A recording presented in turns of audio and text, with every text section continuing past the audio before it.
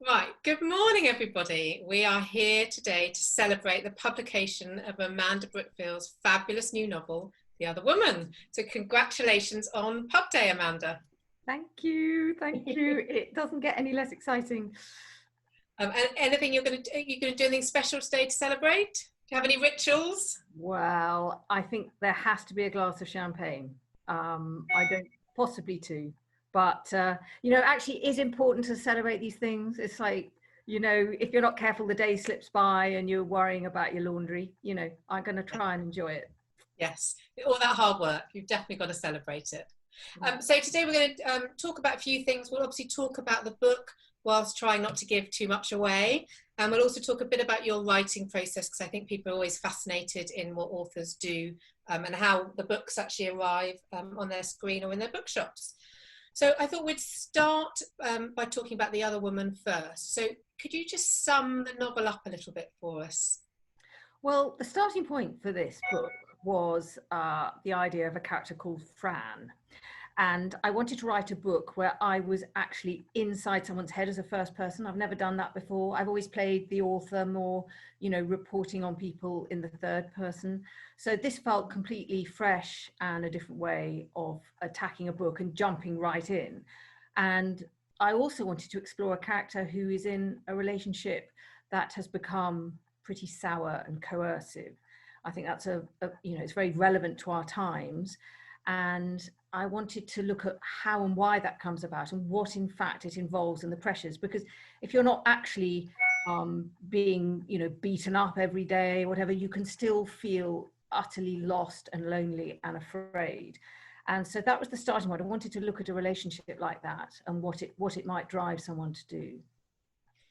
So as we open the novel, we meet Fran, and becomes clear quite quickly that she is packing up and heading off to the airport. And we presume, or we work out quite quickly, she's leaving her husband, she's leaving her son who's early 20s, I believe, isn't he?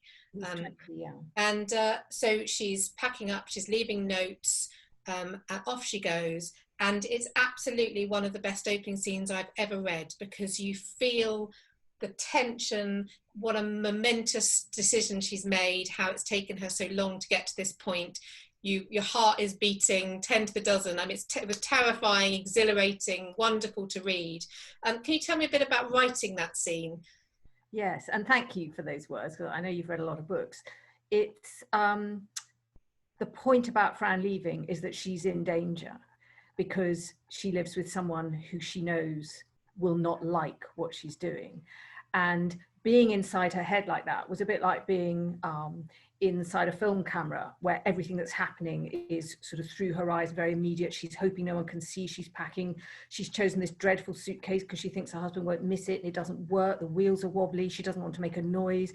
She's worried about the cat or something. She fills the cat bowl with food. And she bumps into one of the neighbours, and your head's in your hand at that moment. Yeah. She is afraid, and the reader, and so there is this sense of jeopardy, and it's not just that she's decided to run off with another person. There is so much at stake, and not least of which her beloved son. And so you get the sense of her wrestling with so many demons, and also wrestling with her own needs. And I think that's an interesting, well, one of the things I wanted to look at in the book is where your rights as a person who needs to be happy in themselves, how they fit with your responsibilities as a mother, as a wife. So it's a collision of so many things. And Fran's a good person. She doesn't do this lightly, and she's terrified, and she's brave. So I wanted all that in there, and it did feel a bit like an action movie. I think my books normally begin with a slower sort of intro to what's going on, and I love this. I was just like jumping in the deep end, holding my nose, and so the water doesn't go up it. And Fran was running for her life, running for everything that mattered to her. And then what I did was gradually just give the reader snippets as to how she's got there, so you understand what's at stake, you understand why she's doing this, and that you are totally immersed in her own sense of hope and of fear. Yeah, it's spectacular. It's just Fabulous. And it's fascinating because as a reader, I was really torn between the hugeness of her leaving her son, although he is an adult. So, you know, she's not leaving a young son, but that is still a huge thing to try to do. We hear a little bit about the man that she's fallen in love with. And even as a reader, I was slightly torn whether I wanted him to be there or not be there, whether that was the right thing for her. So you absolutely smashed it out of the park. It's a fantastic opening. So the book's called The Other Woman, which obviously gives us a clue to there is another female central character. So can you tell us who that is? Yes, and it's not, I know we're desperate not to do plot spoilers here, but the reader learns very quickly, that Fran's in a potentially dangerous relationship, an abusive relationship, and you learn that she's fallen in love with someone and that the someone is married, and so there is a wife. And just to divert slightly from your question, one of the things also that I wanted the reader to feel as deeply as I felt it and as Fran felt it was when you are that in love. I mean, you know, it's, I think most people have had some experience of it. It is like a madness, and it's a huge and wonderful force, you know, and if she's doing everything she's doing, the driving impetus is because of the depth of her feelings. You know, it's love that drives her on. And you also feel like it's, you know, this is a woman who so deserves some happiness, don't you? You feel that quite strongly, I think. Because of course, one of the reasons people put up with terrible things is because they're good people. Fran is a really good woman. And I think if you're not careful in life, your own goodness can allow you to be exploited by other people. And so, yeah, none of this is easy for her. But yeah, the guy she has fallen in love with and who's fallen in love with her is married. So there is a wife. And as the story gallops on, we hear, obviously, I mean, Fran knows there's a wife and she's heard about her. She's called Helena. And I enjoyed kind of dipping into that aspect of the story. But about a third of the way through the book, I've been Fran doing all the things that happened that we won't talk about. And I just had this really strong urge to tell Helena's story, because I kept feeling slightly frustrated when you're only in one character's head. You can't do justice to the complexities of what's been going on. And of course, nothing is black and white. And we only know about the wife through the husband who's leaving the wife, you know. And this just burned inside me to the point where I just thought, right, I'm going to give this a go. You know, I'm going to see. And the moment I started to write Helena, and I went back in time so that we've got sort of the parallel track of these two women arriving, you know, this sort of, the moment I started to write her, I just knew her. And that was extraordinary, actually. I've never felt that so strongly, that while I've been building up my story and my pictures of my characters, my subconscious knew Helena. I knew her so well. It wasn't like I wasn't starting at the beginning with her. And I could hear how she'd speak and what she'd do. And of course, there were so many difficult things going on for her as well. And the reason I came up with the title of The Other Woman was because, I mean, that's a bit of a cliche and it's, you know, taken on its own, but they are each other's other woman, because Fran knows about the wife and Helena thinks there might be a lover. And so I wanted this sense of a connection between them and an awareness of each other. And once I'd had that idea, that led to all sorts of interesting things. But again, not in a sort of, you know, oh, I can imagine what happens sort of way. I don't think you can imagine what happens. It's not one of those, you know, it's all about the man and two women fighting over him. It's not that simple, because life, frankly, isn't that simple. Yeah, and I think, again, that's one of the things I loved about it, is that it wasn't that. It wasn't, the reader wasn't left thinking, oh, I hope that Helena wins, or I hope that Fran wins. It was nothing to do with that. What you wanted is for Helena to find her happy ending, for Fran to find her happy ending, to find some relationship with each other and some kind of conclusion with each other. And frankly, where the man sat in that, the novel took you, but it wasn't the driving force behind the novel at all. And I think that's brilliantly handled. Why do you think this was the first time you did first person? Was it that Fran was so fully formed, or? I'm sort of wary of confessing to this, but I'm going to. I did try, it was 1991.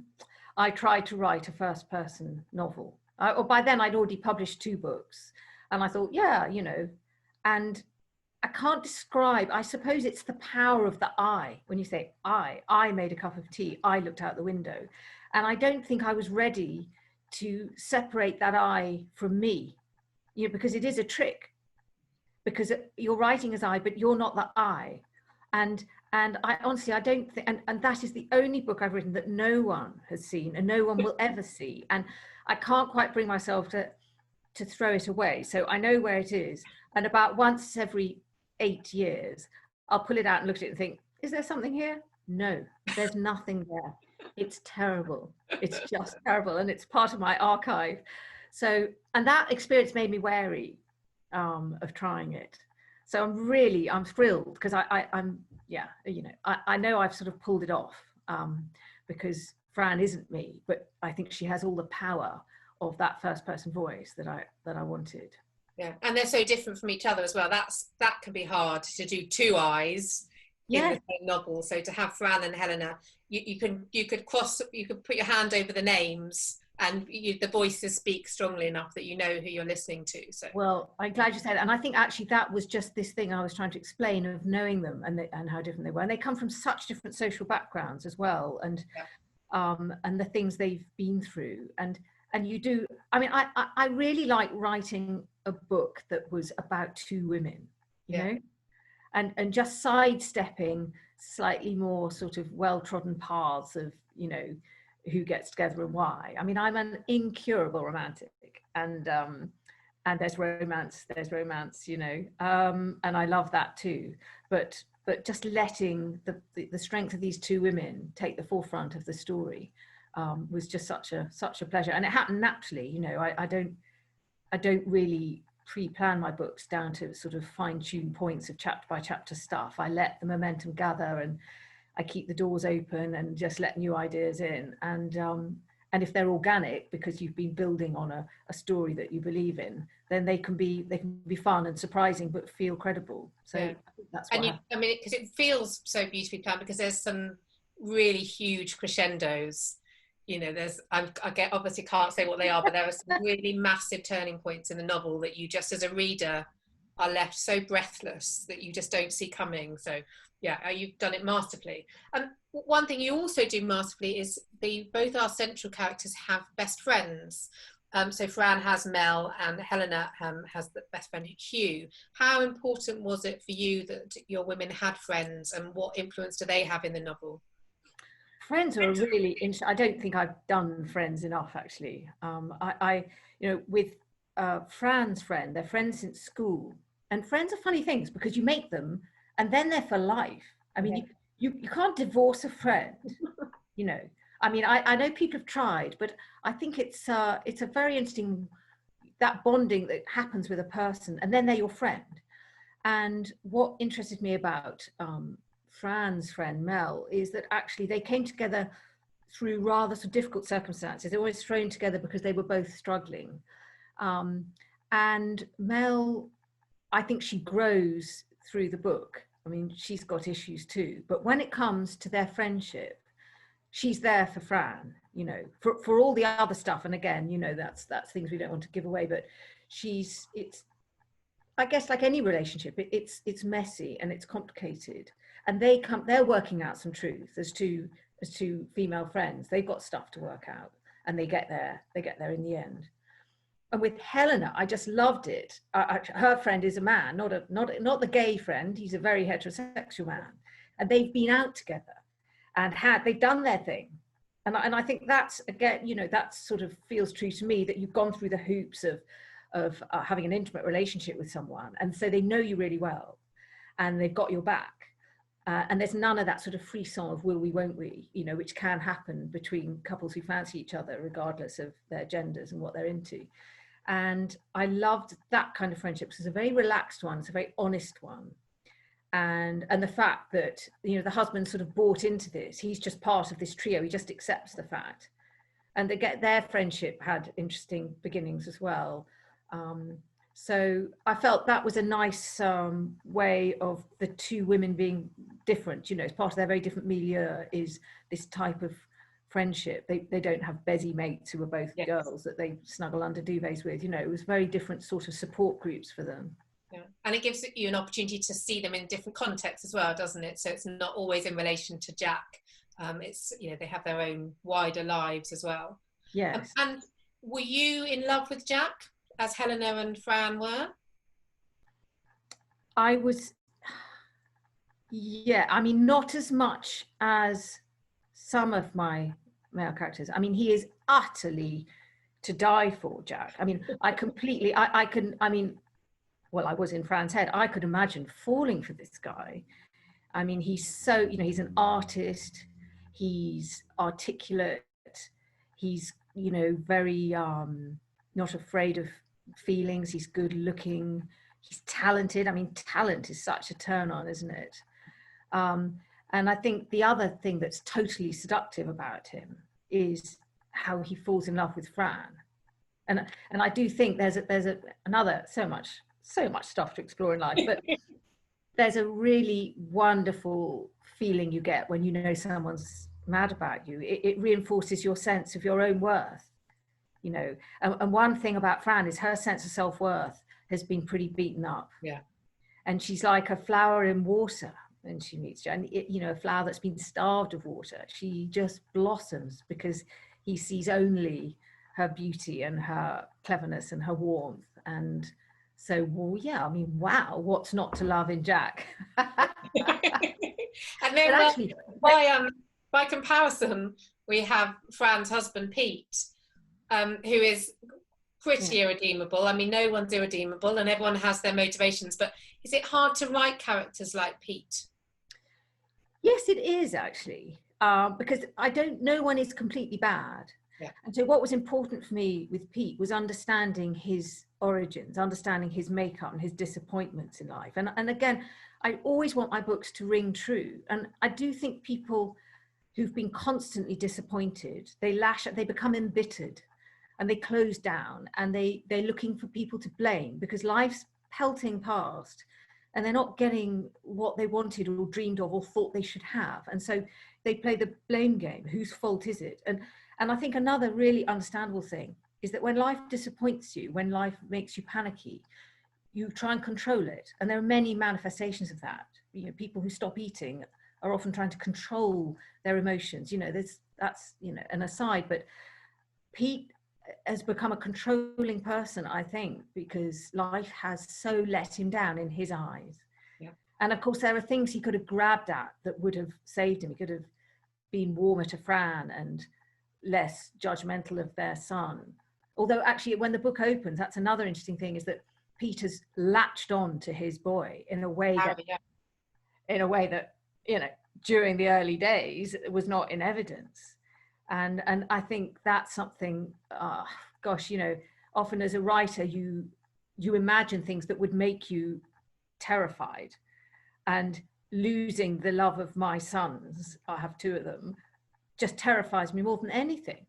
And so one of the things Fran's grappling with is the sense that, you know, Harry has gone further over to Pete's side. And I think in all the dynamics of families, those sort of power games are just below the surface often, and they can sort of explode and become terrible. Yeah, so, the Harry subplot, I think, is brilliant because it really heightens everything about Fran's story. You always have in the back. I also have two sons, so I don't know if I'm even more aware of it. But you also, you know, the whole time you're torn between that wanting Fran to have happiness and realizing that Harry's not there. And you handle that plot brilliantly because we do, you know, we don't forget Harry. Harry is throughout the whole story. yeah.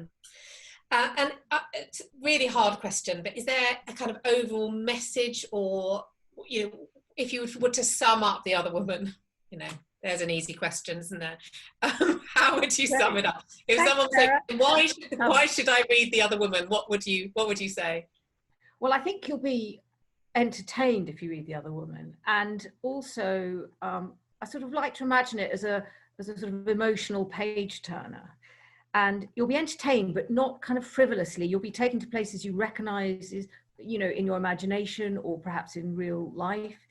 You know, I want a reader to get to the end of that book kind of feeling maybe they've learned a little bit, but that everything that they've gone through, we all share it, you know. That I think that's, as a writer, that's one of the biggest things, is I'm just reaching out to say I feel it too, you know. We're all in this together. And the other thing that I think comes out of the book, and I have to remind myself of this sometimes, is that when you're trying to live life, so you're reaching after the thing you think you need, very often what you do need is just quietly running in parallel beside you and will make it self-evident. You know, that saying about life happens while you try and live the life you think you're supposed to be leading. You know, life, it just sort of, it never unfolds in the way you expect. And that doesn't mean it won't unfold beautifully when it needs to. So, you know, there is this sort of uplifting message, I hope, that, you know, whatever you go through, you might actually not be looking in the right direction, but that direction's there waiting for you to find it. Yeah, well, I think you've really achieved, if that was what you were aiming for, you've absolutely achieved it. I think that it's emotional page turn is a brilliant description of it, but I also think that as a reader, all the happy endings you are expecting, you change your mind as you're reading of what the happy ending you want it to be. So that's great. which is brilliant and no mean feat. So which is going to lead me to talking a little bit about your writing process now. Another massive question: how do you get your ideas? You've been writing for a long time. Your ideas seem to be endless. Where do they come from? Well, one thing I've learned is you can't hunt them down. It's like you can't decide to have ideas. For me, the moment I set off in search of a good idea, it will disappear. So I have to, it's a process that has to just happen. And I would say that life gives me triggers for my imagination. So I never sort of sit down and bung people I know in a book. You know, sometimes I wish it was that simple. And I'm pretty sure no one would recognize themselves anyway, because none of us would. You know, it's a funny business, that. But certainly stuff I go through, stuff I hear about, anything I read will just get me thinking, oh, what if? You know, I play the game of what if. And so a fact might sort of trigger a piece of fiction, but it immediately becomes unrecognizable as the original fact. And that's not because I'm busily trying to disguise it. It's because that's what happens, because you suddenly think, oh, you know, I'll give them red hair and they're really into dogs, or, you know, you just throw stuff at the character, and before you know it, you've built up a picture that is just very, very different from the starting point. And what I like to do is I like to look at sort of times in life, throw characters into a situation, and once I know the situation I want to look at, then I let my story sort of come out of that. And I don't pre-plan the stories in detail. I kind of have directions I'm going in. And I've learned that if I can keep that fluid, although it drives me nuts and gives me sleepless nights, the best ideas will often flood in when I've done a lot of work and all the doors are open to lots of possibilities. And I heard once, actually, famous, oh gosh, I can't remember which detective writer it was now. I've never written detective fiction, but they owned up to the fact they didn't know who the killer was. Wow. And I mean, I suppose it's a bit like that, in that if you're still guessing and you're allowing your characters to take you down different avenues, you can be sure the reader can't guess. Yes. So as an editor, I see lots of different processes, and, you know, to some people that would be an absolute nightmare. You know, they have to have it all mapped out. So it's really fascinating. So it sounds like characters come first and then the plot happens to them a bit. Well, yes, except, I mean, what I want to stress with that is it doesn't mean, right, today I'll have a nuclear bomb hit the world because it's feeling a bit quiet. You know, that the key to it is that you don't suddenly come up with something that doesn't arise out of what you've done. So it's not just let's bung in a death to make, you know, churn things up a bit. So the plot twists and turns do feel like they're the ones that have to happen. But it's only because you sort of built up quite a lot of material that's how it works.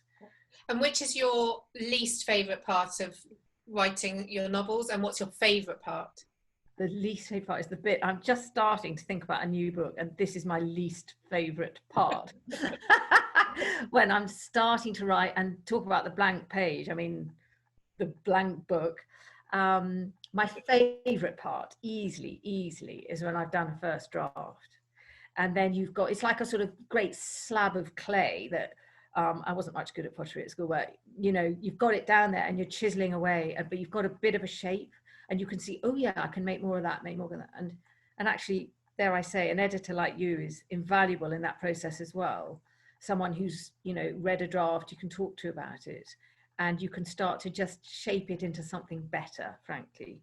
I love that because all the really deep, difficult digging is done and you've got a bigger perspective and you know where you're trying to go because you've gone there, because you've actually finished and got to the end. And I love that, the fine tuning. That's always my advice when people have writer's block, is as trite as it sounds, just get some words on a page, because once you've got some words on a page, then you can start playing, can't you? It's much easier then.